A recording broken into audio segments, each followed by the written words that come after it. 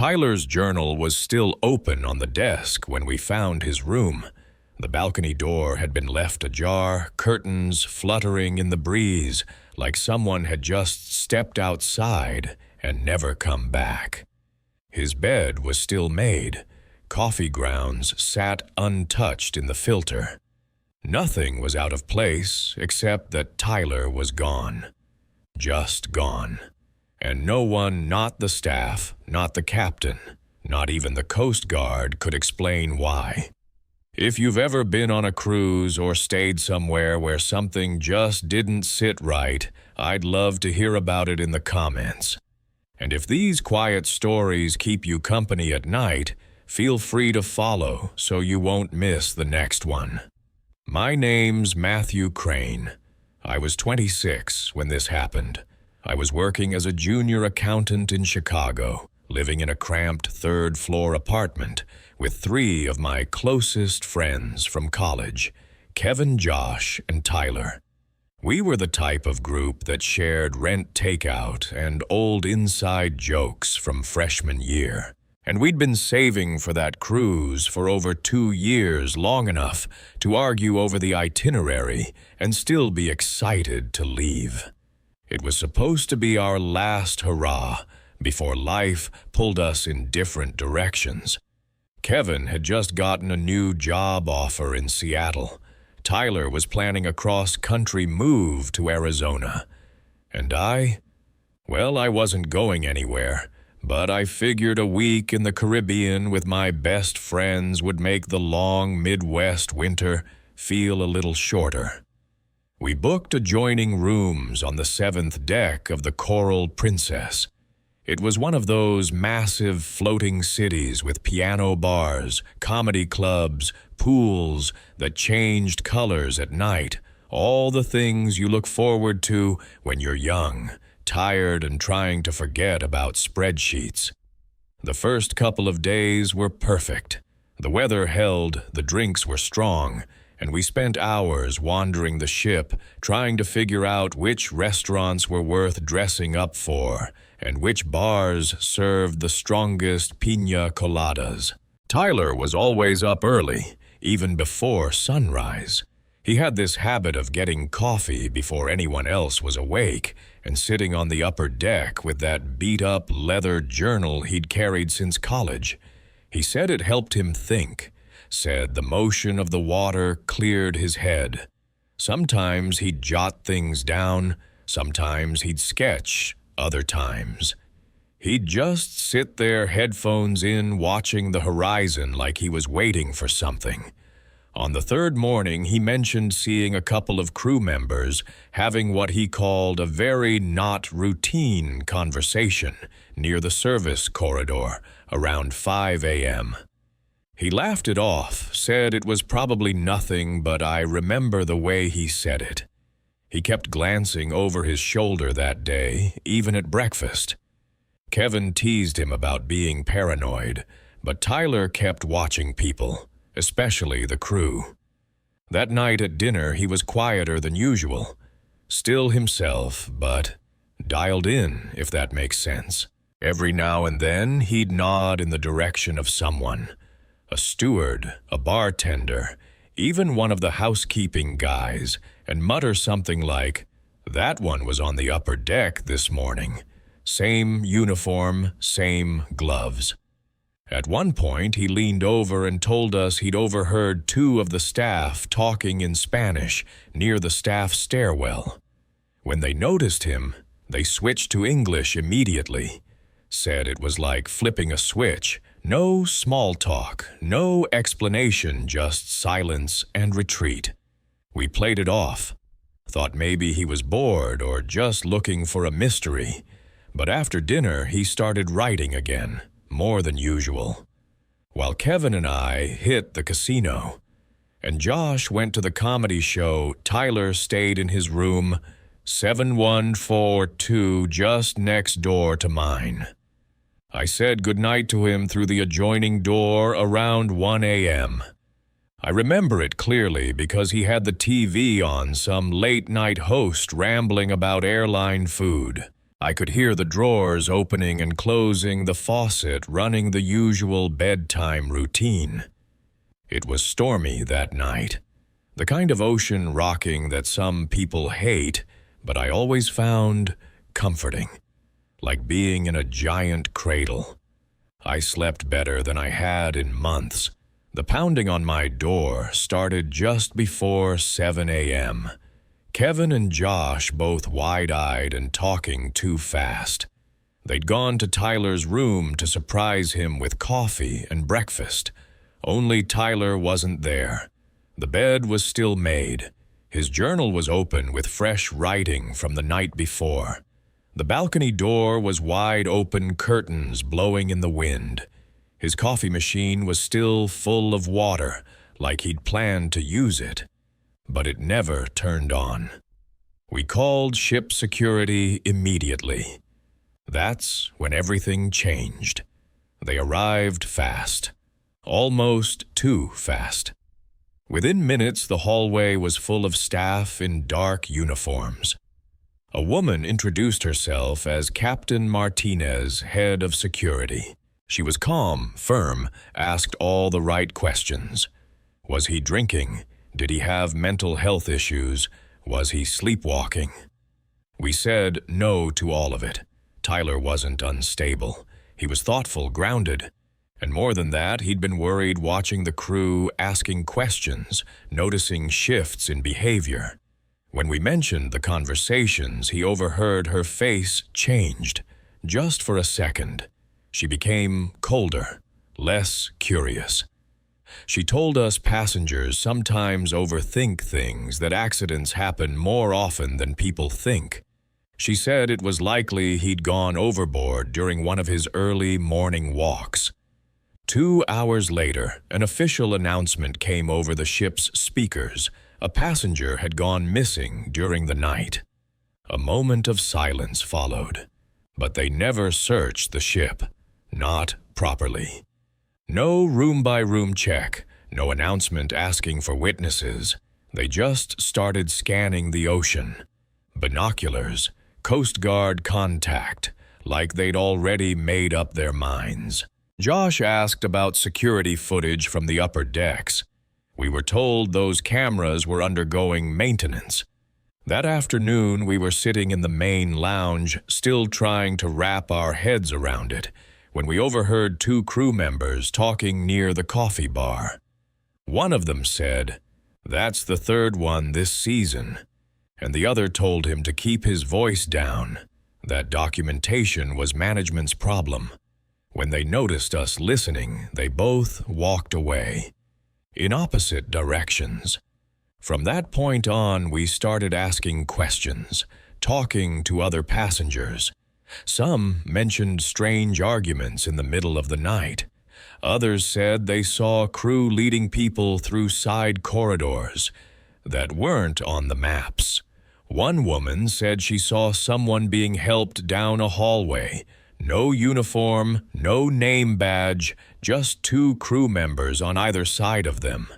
Josh had been recording things, taking notes, capturing conversations with his phone.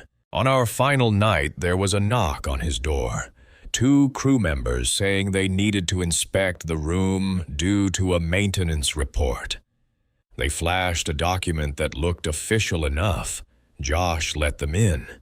They poked around for 20 minutes and left. That's when he noticed his phone was gone. Captain Martinez later said phones sometimes get misplaced during rough seas. A few weeks after we got home, the cruise line sent us a formal letter expressing condolences. They said their investigation concluded Tyler had fallen overboard accidentally. Included was a small compensation check and a waiver they wanted us to sign. We didn't sign it. Kevin found a maritime lawyer. We started digging. Turns out Tyler wasn't the first. At least 6 passengers had gone missing on that same ship over the past 3 years. All ruled accidental. All of them curious. All of them watching. I think about that a lot now. about how easy it is to disappear when no one wants to find you. I'd always thought of the ocean as calming, this steady, endless thing that didn't care about your problems. But that morning, everything about it felt wrong. My name's Daniel Monroe. I was 34 when this happened. I'd been grinding away at a Denver accounting firm for close to 10 years, and by the time September rolled around, I'd finally hit my breaking point. I'd just gotten promoted a title bump, slightly better pay, but my doctor had started making little comments about blood pressure and work-life balance. I figured a cruise would be the easiest fix. 7 days in the Caribbean, no spreadsheets, no early meetings. I booked it solo, which wasn't unusual for me. I don't mind eating alone, and I wasn't looking for adventure, just something quiet. The ocean majesty was massive, almost comically so. Pools, shopping promenades, restaurants with menus longer than my tax clients' receipts. It carried almost 4,000 people, but somehow didn't feel crowded. I spent most of the first 3 days on Deck 7 reading in the shade and watching the water drift by. I made friends with a retired couple, Janet and Robert from Portland, who knew every corner of the ship. We met for breakfast each morning at the Serenity Deck restaurant where the coffee was hot and the staff never rushed you to leave. Janet had the kind of laugh that made you turn your head. Robert wore loud Hawaiian shirts like he had a drawer full of them and somehow made it look classy. By the 4th morning, something had changed. I woke around 6:30 to this strange jerking motion. Not the usual slow roll of the waves, but something sharp. The engines sounded different, like they were straining, pulling against something. I pulled back the curtain expecting a storm, but the sky was clear. The sun was just breaking the horizon, casting this bright orange line across the water. It looked calm, peaceful even, but there were other ships nearby.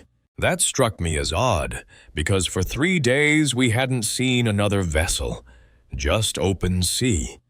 I got dressed and made my way to breakfast, hoping Janet and Robert had some theory. But when I got to the restaurant, the mood was off. The normal morning chatter was gone. Conversations were hushed. A cluster of crew stood near the back, heads together, whispering. Janet and Robert were already seated, but neither of them looked like themselves. Janet was gripping her coffee mug with both hands. Robert, in a lime green palm tree shirt, stared out the window with a look I'd never seen on him before. When I sat down, Janet leaned in and said something quietly. She'd heard passengers saying the ship had changed course overnight. Around 9 a.m., the captain's voice came over the intercom. Usually he sounded cheerful, joking about lobster night or salsa classes. Not this time. His voice was flat, almost strained. He said that due to a navigational adjustment, all passengers were required to return to their cabins immediately and remain there until further notice. That was it. No explanation, no estimated time. Just a command. The crew sprang into motion immediately, walking through the dining room and calmly but firmly directing people to the elevators. I watched families hurriedly gather their things, parents coaxing confused kids who didn't understand why they couldn't go to the pool. The walk back to my room felt surreal. The ship, normally buzzing with music and chatter, had fallen quiet. Too quiet. Even the ambient noises, the elevator chimes, the slot machine jingles felt muted. As I passed one of the viewing decks, I caught a glimpse of something that made my stomach drop. The ships we'd seen earlier weren't commercial. They weren't pleasure boats. They were military, gray hulls, armed personnel, serious-looking equipment. There were at least 4 of them spread in a loose circle around us, keeping perfect pace. Once in my cabin, I stepped onto the balcony and just watched. The largest ship had a helipad. I saw figures moving around, uniforms, rifles, radios. One of the vessels had a flag I didn't recognize. Red background, a strange angular symbol I couldn't place. Through the wall, I could hear my neighbors speaking in low voices. The woman was crying. Her husband kept repeating something about rights, about how they couldn't just keep us like this. At 11 a.m., the intercom crackled again. It wasn't the captain this time. The voice was clipped, accented. The man introduced himself as Commander Valdez of the Maritime Defense Force. He stated clearly and without apology that the Ocean Majesty had entered restricted territorial waters without permission and was now under military escort. We were to remain in our cabins until the matter was resolved through proper diplomatic channels. His tone made it clear that we weren't passengers anymore. We were cargo. The hours that followed felt endless. I tried calling the front desk, busy. Tried opening the ship's internet portal to message my sister, nothing. The Wi-Fi had been cut. The crew had gone silent. The only thing you could hear was the low thrum of helicopters circling above. By 2 p.m., they were overhead, multiple choppers, their rotors pounding the air. One large transport hovered long enough for ropes to drop. I watched as armed soldiers rappelled onto the top deck. It didn't feel real. I backed away from the balcony. For the first time, I locked the sliding door. I kept thinking this was supposed to be a vacation. Later, there were footsteps in the hallway. Heavy boots, not the soft-soled shoes worn by the usual crew. Then a knock. I stood still, frozen, unsure what to do. Another knock louder. I opened the door a crack. A uniformed soldier stood there, not American, alongside Lisa, one of the poolside bartenders I'd chatted with 2 days ago. She looked pale. She wouldn't meet my eyes. The soldier asked for my identification. I handed him my passport. He studied it, nodded once, and moved on. Lisa caught my eye and mouthed something I'll never forget. Just one word. Sorry. That evening, around 7 p.m., the captain's voice returned. He sounded exhausted. He admitted the ship had taken a shortcut to optimize fuel efficiency. The change in route had crossed into disputed waters. That single choice, that one calculated detour, had stranded over 4,000 people under armed watch for nearly 24 hours. We were released the next morning after some kind of agreement was reached. The foreign ships peeled away, and ours limped to the next port hours behind schedule. When I got back to the States, the cruise company issued a formal apology and a partial refund. Captain Harrison was fired quietly. No press release, no details. I never found out which country we'd crossed into. I doubt many passengers ever did.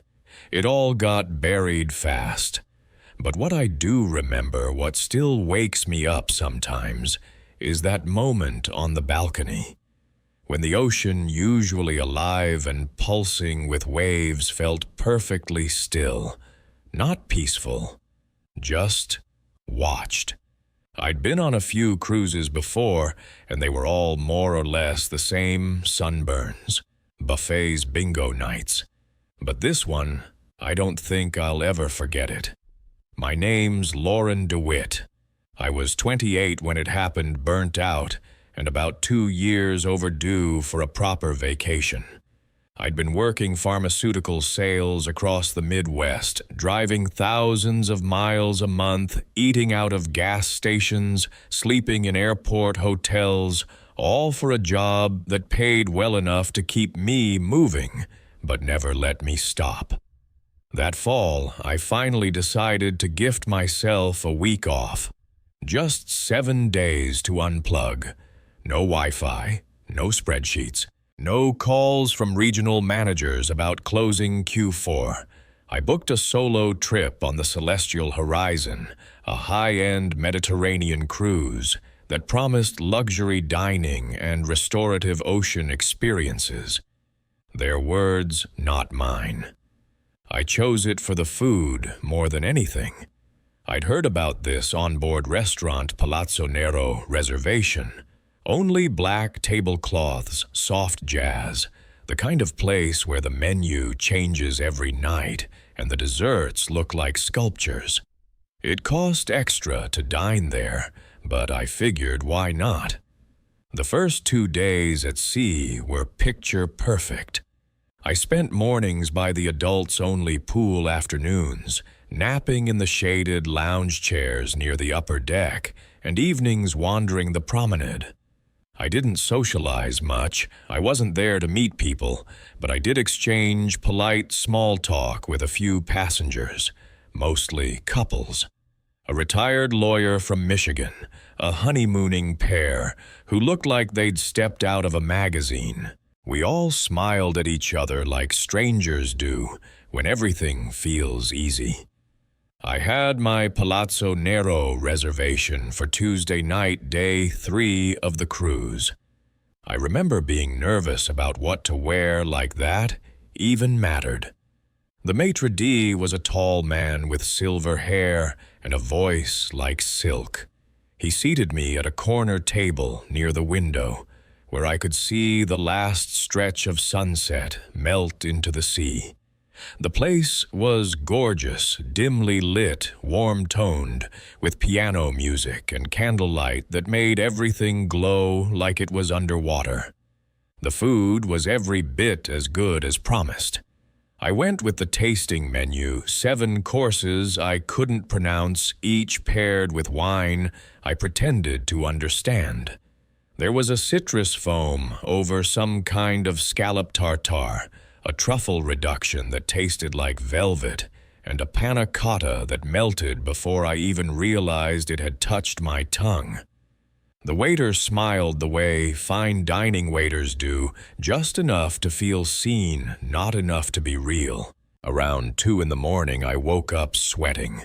My stomach twisted like someone had knotted it tight and pulled.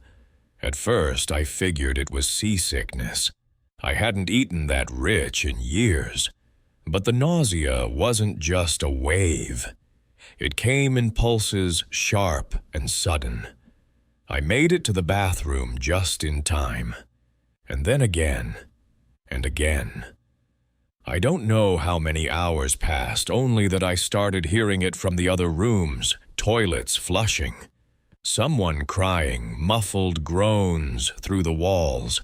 By morning, the hallway outside my cabin was a line of pale, shaking people holding on to the wall for balance. Someone behind me vomited into a towel. A crew member tried to smile at us as we lined up for the medical bay, but it didn't reach her eyes. The waiting room was packed. The doctor, a tired woman in her 50s, moved from one person to the next with steady hands and a growing crease in her forehead. I heard her mutter something to the nurse about the case count. 60 people by that point. I didn't know anyone personally, but I recognized the same strained expressions from the night before. A couple from first class, a man who'd been seated near me at Palazzo Nero, a young mother with a teenage daughter who couldn't stand without help. I'd been to urgent care a dozen times in my life, but this was different. This felt like triage. The doctor asked if I had underlying conditions, checked my pulse, drew blood, handed me electrolyte packets with shaking fingers. She didn't say much else. Later that evening, I found myself back in the medical bay, curled up in a chair. That's when I met Amanda. She was a night shift nurse, maybe mid-30s, originally from New Jersey, if I had to guess by the accent. She was efficient but kind. When the doctor left the room, Amanda leaned in and whispered that she didn't think it was just food poisoning. She said the blood tests were showing things they didn't normally see. Traces of compounds she didn't recognize. Toxin levels that weren't consistent with stomach bugs.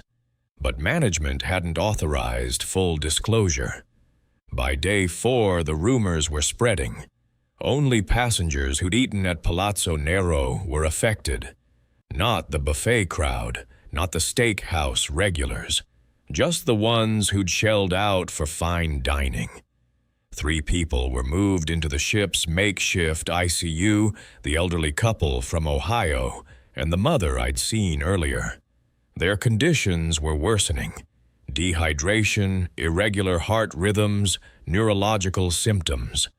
The captain finally spoke that night, his voice trembling slightly over the intercom. He called it an isolated outbreak tied to a kitchen incident. He promised an investigation.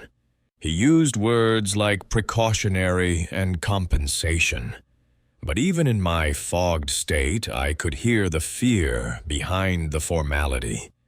By day 5, most of us had stopped eating altogether. I lived on crackers and sealed granola bars I'd brought from home.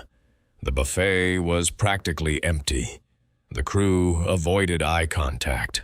More security started appearing in the halls guarding certain stairwells that had been freely accessible days before. That afternoon, I overheard 2 housekeeping staff arguing behind a partially open supply room door. They were speaking in Spanish, fast and angry. My Spanish is rusty, but I picked out a few key phrases, Carlos warning, and something about revenge. One of them said his name like it carried weight, like it had already done damage. Amanda confirmed it for me later. Carlos Mendoza, a sous chef at Palazzo Nero, had recently been passed over for a promotion. He'd been reprimanded multiple times for his attitude. Apparently, the head chef role went to someone newer, someone more customer-friendly. Carlos didn't take it well. What Amanda told me next still sticks with me. He had access to the prep stations. He'd worked the Tuesday night shift. He'd been seen acting strange in the galley hours before service. After the illness began, he vanished from the kitchen and hadn't been seen since. But his name was still on the staff manifest. No one had removed it. Lab results later found traces of a solvent, the kind used in industrial cleaning, mixed with a flavor-masking oil.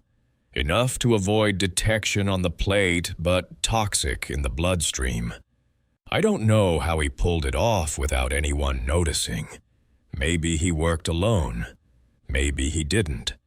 But the level of control, the precision of it, that's what chilled me. He didn't just poison food. He calculated which dishes, which ingredients, which guests would be affected. He targeted the ones who'd paid extra, the ones who'd paid to feel safe. I saw him once after that. I hadn't eaten. I couldn't sleep. I was walking near the crew area close to midnight. The halls were quiet. Through a half-open door, I saw Carlos talking to 2 other crew members. He was laughing, calm, smiling like nothing had happened. I remember the way he gestured with his hands pointing toward the upper decks. I caught fragments of English mixed with Spanish. One phrase stood out. Now they'll respect us. Amanda and I used the ship's satellite system the next morning to contact the Coast Guard. We bypassed the ship's security, gave them everything Carlos's name, the toxin reports, the witness statements. Within hours, federal agents boarded. Carlos was taken into custody before breakfast. He didn't resist. He didn't even speak, just stared straight ahead as they led him down the stairs. Later, we learned he'd confessed. He'd planned it for weeks. The cruise line settled lawsuits quietly. They filed for bankruptcy months later. The passengers who'd gotten sick were taken to a hospital in Naples. I stayed there for nearly a week, recovering. Amanda came to visit twice. Said she was quitting after that. I haven't been on a cruise since. I don't dine where I can't see the kitchen. I still check food seals at home, even on bottled water. And every now and then, when I hear jazz in a restaurant, soft, slow flickering through dim lighting, my stomach turns in a way that has nothing to do with hunger. The last real job I had before graduating was working night shift on a cruise ship, something that sounded cooler than it actually was. My name's Chris Latham. I was 22 when this happened, just a semester away from finishing my marine biology degree at NC State. I took a seasonal job on the Celestial Voyager that summer pool deck supervisor for the overnight shift. It wasn't glamorous, but the pay was decent, and the solitude meant I could get some reading done while the rest of the ship slept. The job came with a bunk on Deck 3, a thin mattress, and access to leftover buffet food if you got there before the kitchen closed. My shift started at midnight and ran until 6 in the morning. From what I was told, during onboarding, the pools officially closed at 11 p.m. sharp. No exceptions, no late-night swimming, not even for the elite suite passengers. Company policy. My job was to patrol the main aquatic areas, hourly keep an eye on the filtration equipment, and make sure no one wandered into restricted zones. Most nights were dead quiet. You could hear the ship groaning softly as it cut through the water. It was peaceful in a way I hadn't expected. I had my little setup, a deck chair just off the main pool, a thermos of coffee, and my organic chemistry textbook. The glow of the underwater lights gave the pool surface a kind of hypnotic shimmer like blue silk moving in slow motion. Most of the time, I was the only person awake on that entire stretch of Deck 10. It was a Wednesday night when things shifted. The last week of July. I remember because it was unusually warm, and the pool area still held the heat from the day. I was halfway through a chapter on molecular bonds when I heard it a splash.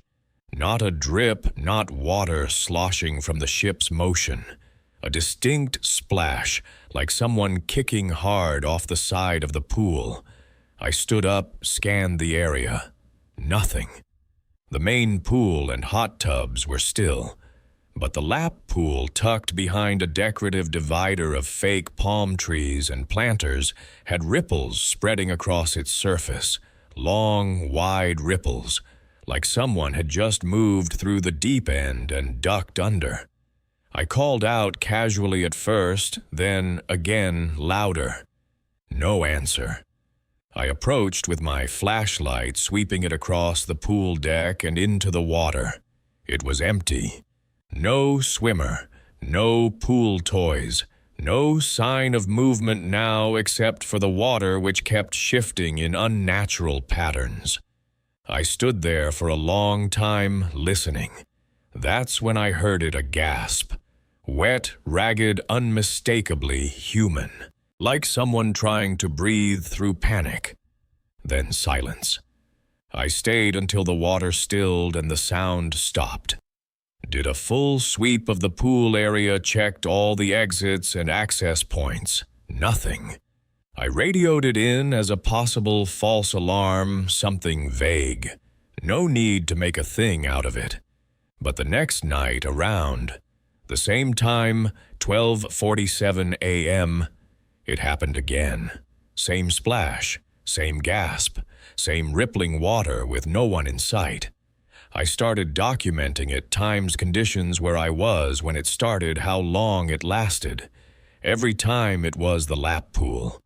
Always starting between 12:45 and 12:50 a.m., always lasting 2 or 3 minutes. I even tried recording it with my phone, but every clip came out normal. The sounds didn't register.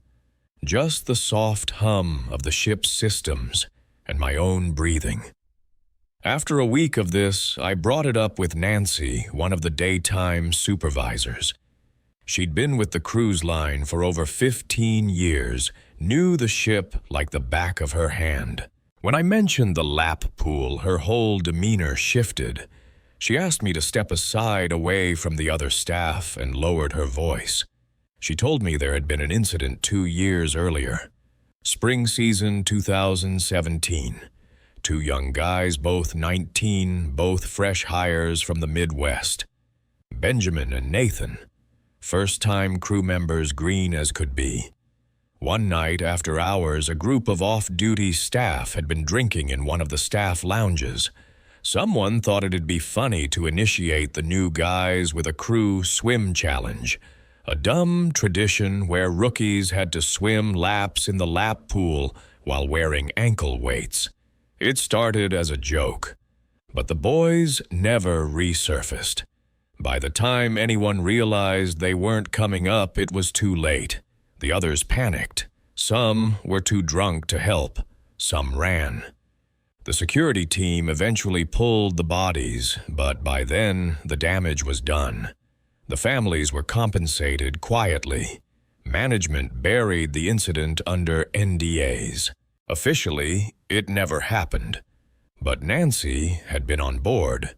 She remembered the way the energy shifted after that night. She said they drained the lap pool, replaced every tile, ran a PR stunt calling it a luxury renovation. But the crew, the ones who stayed, they all knew. And a few, like Nancy, believed the pool hadn't forgotten. I didn't know what to say. It explained the sounds, the timing, the location. But it didn't explain how the sounds only came at night, only to me, only when no one else was around. I kept my distance after that.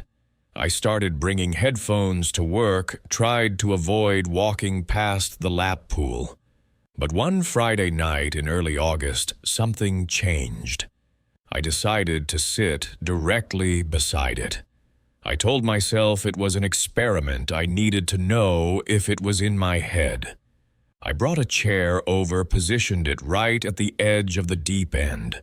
I left my flashlight on the ground, thermos in hand, and I waited. At exactly 12:47 a.m., the surface erupted. Not violently, not like someone belly flopping, but deliberately. Controlled, like someone surfacing for air. I didn't see anything, but the sound of gasping was right there, right in front of me, not coming from a speaker or a pipe from the air itself. I could almost make out words in the ragged breath, not full sentences, but something like please and help. The water kept churning, even though the air was still. I started crying, not from fear exactly. It felt heavier than that, grief, like I was hearing someone's last moments over and over again. And no matter how many nights it happened, no one had done anything. No one had ever said goodbye. The next day, while we were docked at port, I walked into town. I found an internet cafe. I searched their names, Benjamin, Nathan crew. Deaths, cruise ship incidents, nothing official, just a few vague mentions on archived message boards. But I did find one photo, a crew group shot posted by someone who'd worked that season. There were 2 boys near the back, both smiling. One had his arm around the other. Barefoot, young, alive. That night I printed their names. Wrote a note. I'm sorry. You're not forgotten. I left it on the lap pool deck with 2 flowers I bought at the port. Simple. Nothing flashy. Just acknowledgement. The sounds never came back after that.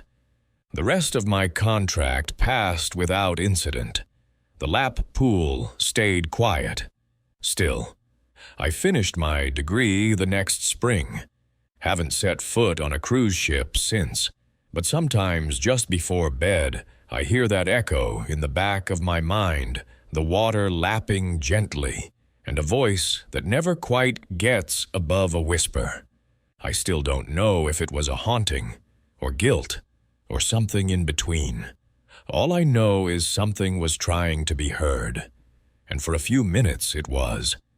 Back in 2018, after my divorce went final, I booked myself on a cruise that I thought would feel like freedom. My name's Evan Kepler. I was 39 when I decided I'd had enough of the cold Michigan winter. The tight walls of the apartment I was suddenly paying for alone, and the quiet that settled in like insulation after the divorce. I booked a solo cruise a week in the Caribbean on the Silver Star, with a cabin to myself, an open bar package, and 0 expectations. I told my coworkers I needed the sun. The truth was, I needed to be somewhere nobody asked me how I was doing. The ship was massive. 15 decks, multiple restaurants, show lounges, pools. Even a mock cobblestone old town walkway with string lights and fake lampposts. I didn't care much for the daytime activities, but I found comfort in the quieter corners, mostly the forward bar on deck 12. It was half hidden behind a wall of plants barely used and dim even during the day. They played soft music, mostly instrumentals, and the bartender there didn't ask questions. At least, not at first. His name was Matteo. He had a clean uniform, polished shoes, and the kind of pleasant smile that you noticed before anything else. But it never quite met his eyes. His gaze would track you a second too long, like he was memorizing your face. I figured maybe that was part of the training extra attentiveness for the solo travelers. But after a few days, it started to feel overdone. He'd remember what I drank, fine. But then he started finishing my sentences, asking if I'd had a better night's sleep before I'd said anything, making observations about things I didn't recall telling him, like how I had back issues, or that my ex-wife once worked in dentistry.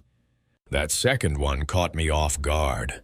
I laughed at the time, said something like, "How'd you guess?" He just smiled like he hadn't said anything unusual at all. The bar stayed mostly empty, except for 1 or 2 regulars. There was a young woman, Jamie, I think her name was. She was always alone, always reading from a paperback that never seemed to get any shorter. We never spoke directly, but we shared nods now and then. She seemed like she was trying to stay unnoticed, which I understood. One evening near the midpoint of the cruise, I came in just before 9 p.m. I hadn't seen Matteo the night before. Someone else had been filling in, but now he was back behind the bar, smiling like he'd been expecting me. He greeted me by name. Not just Evan, but my full name, Evan James Kepler.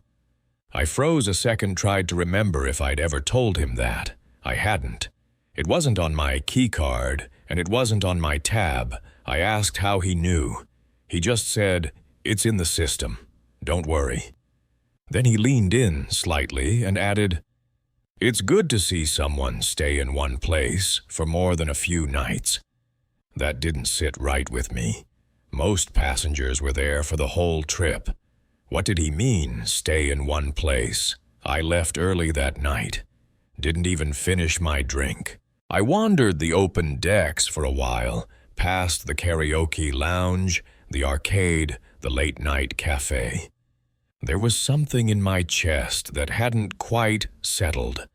I thought maybe I was being paranoid, too much isolation, too much rum. But when I returned to my room, I found a folded napkin slipped under the door. It was from the Deck 12 bar. My name was written on it. Just my name in the same loopy script Mateo used for cocktail receipts. I didn't sleep well that night. At breakfast, I asked a staff member if they had any records of bartenders assigned to that location. She seemed confused. Said she didn't think anyone named Mateo was listed for that shift. The Forward Bar, she told me, wasn't scheduled to be open past 8 p.m. It was usually closed entirely midweek. That couldn't be right. I'd been there for hours at a time on multiple nights. And I'd seen Jamie there too.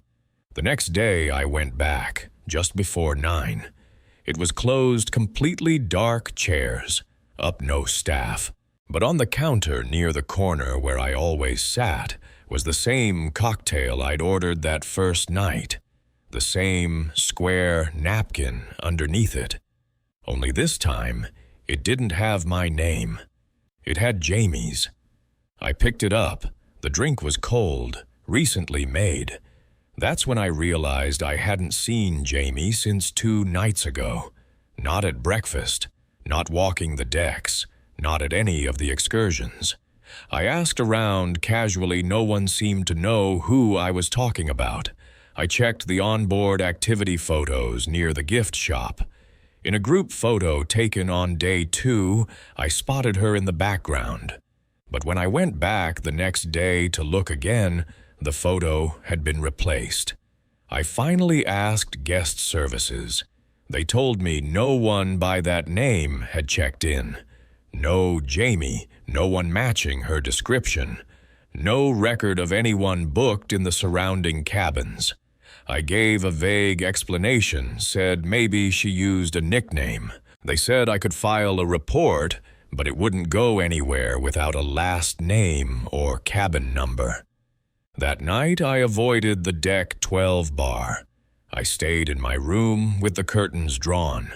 Around 2 a.m., I heard something in the hallway, a gentle knock, then the soft scratch of paper being pushed under my door. I waited 10 minutes before checking. It was another napkin, the same script. This one just said, "We remember who stays." I didn't sleep at all. The next morning I went to the medical bay claiming nausea and anxiety. I requested to disembark early at the next port, even if I had to arrange my own flight back. They allowed it barely, and I left the ship in San Juan with nothing but a backpack and my wallet. I've only told this story twice. Once to a friend I trusted. The second time in a review I never posted. I still have the napkins, though. I kept them in a drawer for a while, but they made me uncomfortable. They're in a Ziploc bag buried in a box in my garage. I sometimes wonder if Jamie was real. If I was real to her.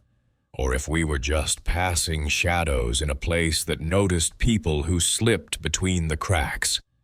Whatever the answer is, I've never taken another cruise, and I never will. I don't usually mention this when people ask about my trip to Bermuda, but there was something strange that happened aboard the ship, something that still bothers me when I can't sleep. Back in 2017, I took a cruise by myself for the first time. I'd been retired for almost a year by then, and I thought the Celestia Voyager sounded like the perfect balance of quiet and ocean air. My late husband used to joke that I'd hate traveling alone, but he was wrong. I liked my independence. I liked setting my own schedule and eating dinner without making conversation. What I didn't like, and what I still can't explain, was what happened in the hallway outside cabin 518. I'd been assigned to 5-16 right across from the staff utility closet. It was a quiet part of the ship, no kids running around, no loud music, just a few older couples and solo travelers like myself. The hallway always smelled faintly of citrus and salt. The lights buzzed softly when I walked back from dinner, and I often noticed the same elderly man pacing near the stairwell, with his hands clasped behind his back, like he was measuring something only he could see. On the third night, as I was returning from the 900 lecture on stargazing, I passed cabin 518 and saw the door cracked open, just a few inches. I slowed not to pry, but because I thought maybe someone had forgotten to close it properly. I reached out to knock lightly, more out of politeness than anything, but before my knuckles touched the wood, the door creaked open a little more on its own. I could see inside just enough to make out a small figure seated at the vanity, a young woman maybe in her 20s, brushing her hair. She didn't react to me at all. The room was dim except for a flickering yellow lamp, and something about it felt older than the rest of the ship. Outdated. I called out softly, "Miss, your door's open." She didn't turn around, but I heard her voice clear and low. She said, "It won't stay shut." I paused, unsure what she meant. Before I could ask anything else, I heard footsteps behind me. A crew member was walking past with a tray of towels. I stepped back, startled. When I looked into the room again, the woman was gone. The vanity chair was empty. The lamp was off. I blinked hard, genuinely, unsure if I'd imagined it. The door was still cracked, but the room inside looked dark and perfectly ordinary. I didn't go inside. I just returned to my cabin, locked the door, and tried not to overthink it. I'd skipped lunch that day. Maybe it was low blood sugar. The next morning, I stopped at the guest services desk near the cafe and casually asked who was staying in 518. The attendant smiled politely, but said she wasn't authorized to share guest details.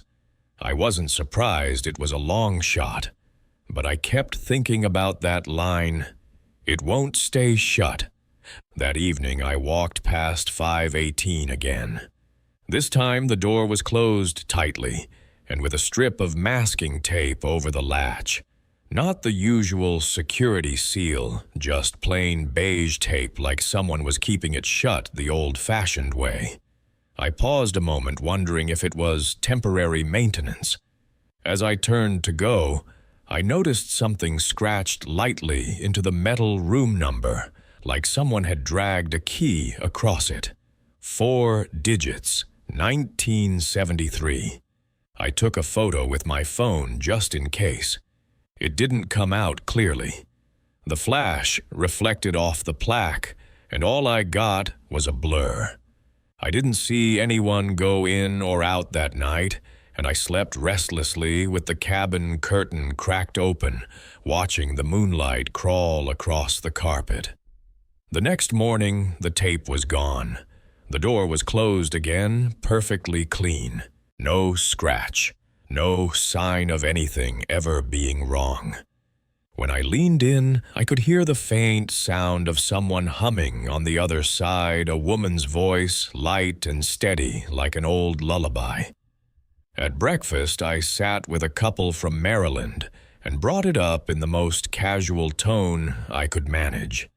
The husband said he'd noticed that cabin too, said he thought it might be an extra crew room or storage because he hadn't seen anyone come or go in days.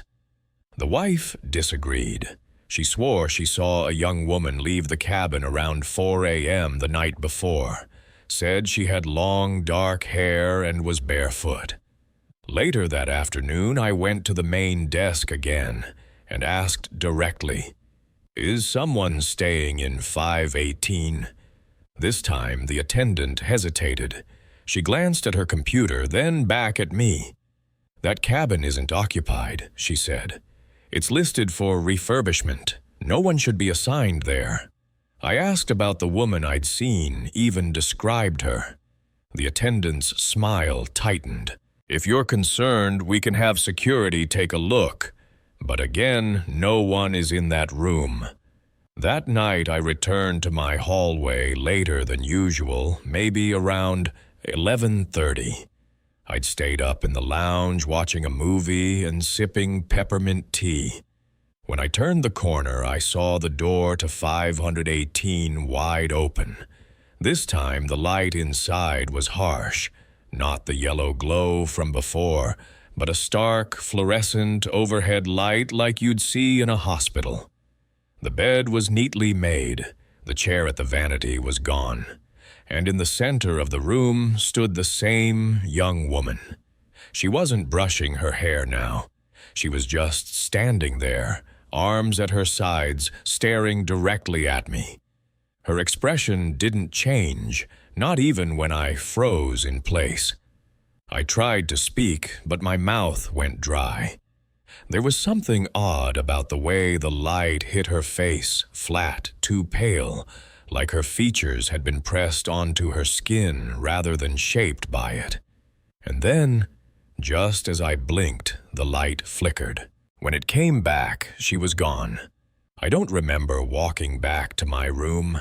I just remember sitting on the bed, fully clothed with the television on mute. I slept with the lights on. The next day, I found an excuse to change cabins. I claimed a plumbing issue.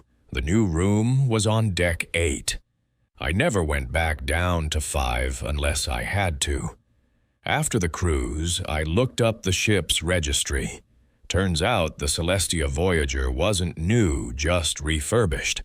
Before the renovations, cabin 518 had been part of a longer stretch of rooms under a different layout. In 1973, there was a documented incident. A crew member's daughter had been caught sneaking aboard and staying in an unused cabin. She'd gone missing during the 3rd night. Her body was never found. I didn't save the article. I closed the tab and cleared my history. But I remember the name. Cora. That's what the woman at the vanity had said when she answered the phone. The first night, just before she turned off the light. I don't remember the name of the hotel, and I doubt it would be there now, even if I went looking. But the mirror in room 203 still crosses my mind more often than I'd like. It was early fall 2018, and I was on the tail end of a 5-day training tour for a company that doesn't exist anymore.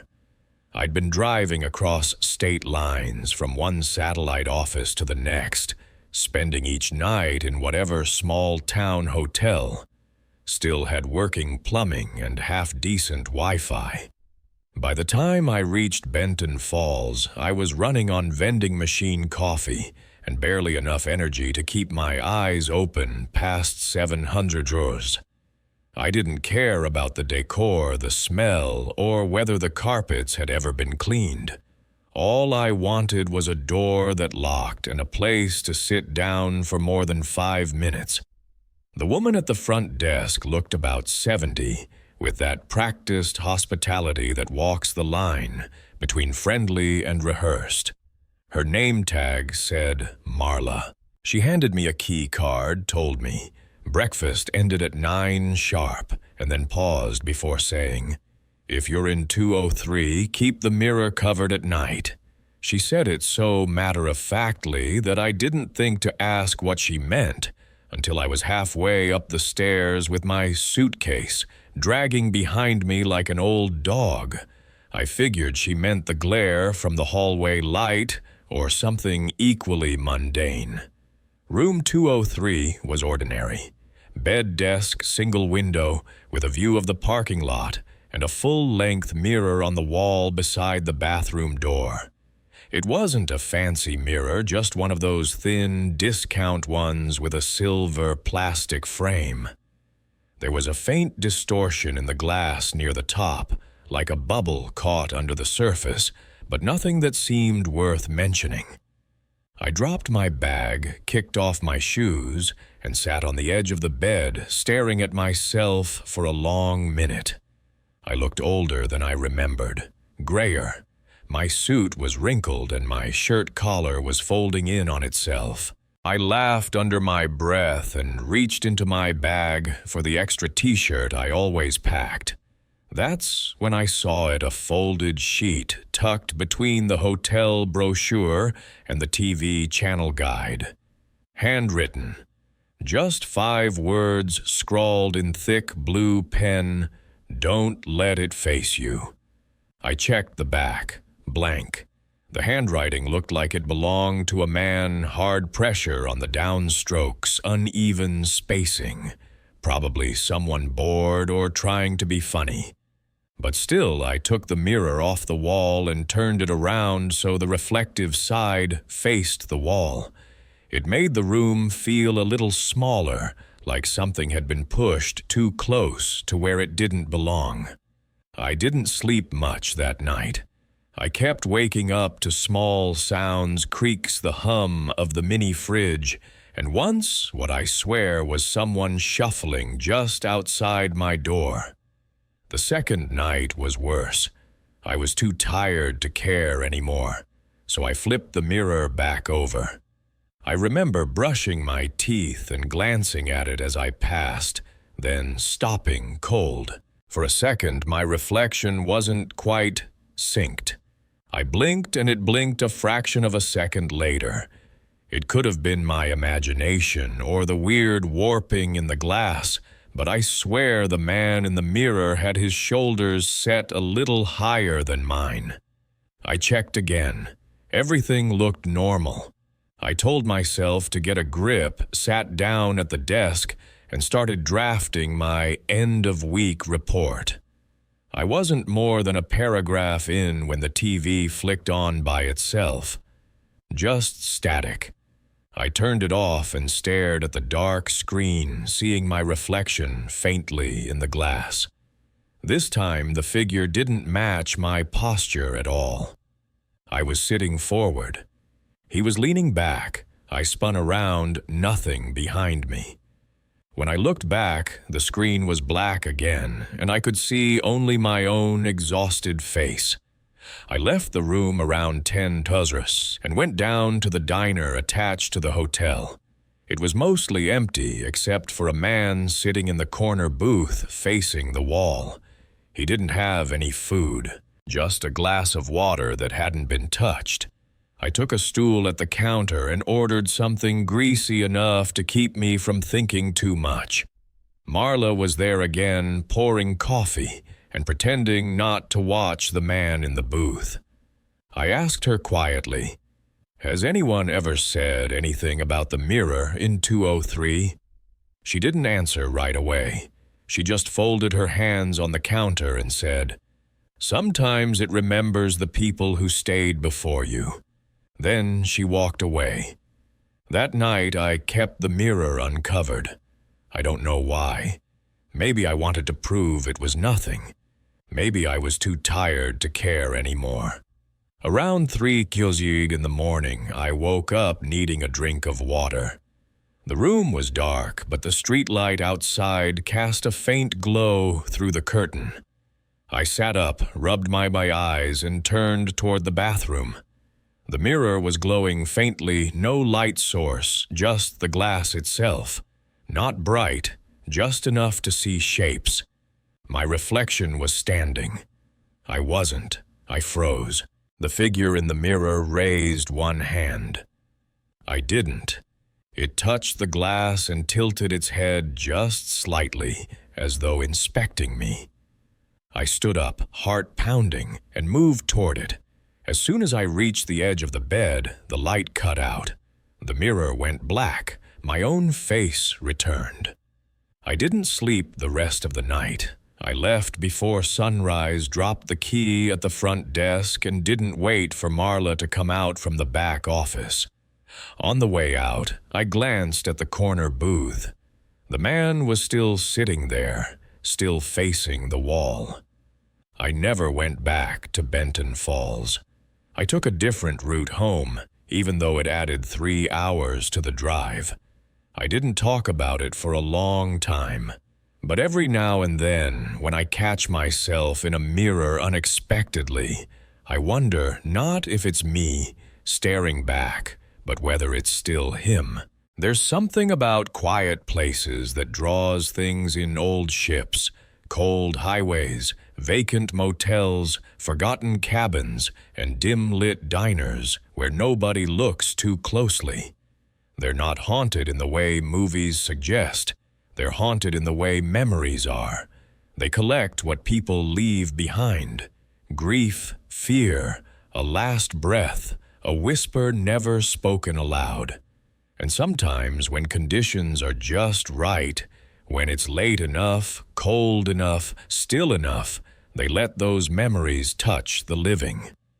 If there's one thing I've learned from these stories, mine and others I've heard, it's that unease doesn't need to shout. It lingers in the corner of your eye, in a name you almost remember, in a light that won't stay off. Sometimes the scariest thing isn't what we see, but what sees us, and doesn't go away. So if something ever feels just slightly off a hallway that's too quiet a knock at the wrong time, a mirror that lingers a second too long, don't shrug it off. Listen to your instincts. They've been around longer than you think. And whatever you do, especially late at night, try not to look too closely. Thank you for staying with me until the very end. I hope these stories kept you company, just enough to make you wonder, not enough to keep you from sleeping. If you'd like to hear more stories like this, feel free to follow the channel. Share it with someone who enjoys a quiet chill, and subscribe for future nights. And tell me, have you ever seen something in a mirror that made you pause just a little too long? Good night.